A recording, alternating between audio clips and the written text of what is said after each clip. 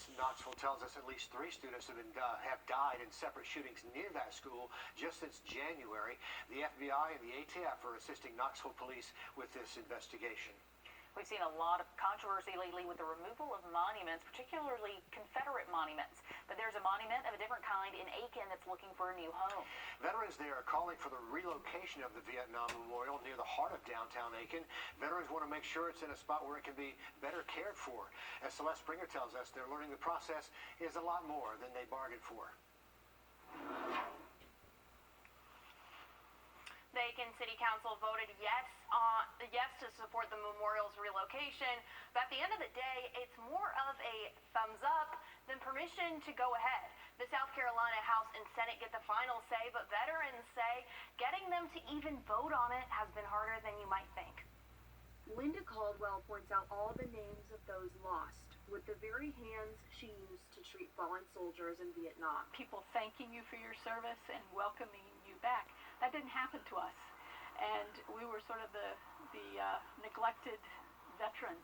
It's why she says memorials like this one are so critical to pay respects. But to get here, just to take a look, isn't so easy. It's in a very busy street, as you can see. There are no crosswalks. It's dangerous. The eternal flame kept from leaking with electrical tape. We've been fighting this battle for some time. And it's just now, I've gotten to a point where enough's enough. The lawmakers have refused to vote on a bill. House Representative Melissa Oramus says they've been told by the Speaker of the House to hold off on hearing any bills like this until a lawsuit against the Heritage Act, which protects historic monuments, is settled. Essentially 2 people in the state legislative body that are saying, we know better than you, we don't care what you want, we're not going to allow it to happen. But he says veterans know how to put up a good fight. Come November, I'll be reminding folks as to our plight down here in Aiken and how the folks, how they represented us and how they're currently representing us in the State House. And they certainly won't forget. Celeste Springer, on your side. Every state senator and House member we spoke to tells us they would vote yes on moving the monument, but they say their hands are tied until this lawsuit over the Heritage Act is over.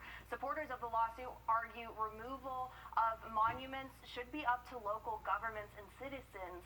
Ironic considered the suit has put these veterans in limbo, unable to do just that.